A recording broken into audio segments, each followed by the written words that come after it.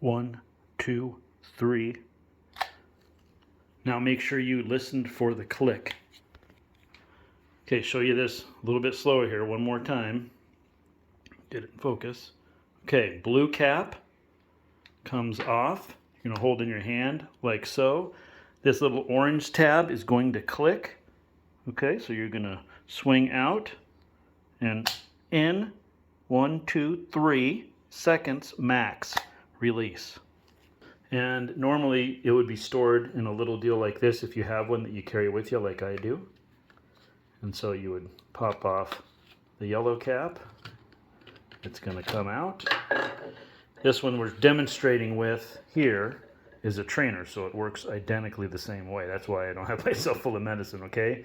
So just remember, if something happens or you got to apply this to somebody else, or if you're carrying one of these, make sure that you show a person who you're with most often, spouse, partner, friend, whatever, how to use it, family member. So again, you would remove this blue cap. You're going to hold it in place this way. It doesn't matter, but the main thing is this orange little deal, when you push in, you have to hear it click, okay? So you hold it out and then listen for the click, and then when you hear the click, you hold it for 3 seconds. Basically, there's a needle in there. You can do it through clothing. You don't have to do bare thigh. You can do it through clothing or bare skin, but the thigh is the preferred method. And here you can see the instructions on what you got to do.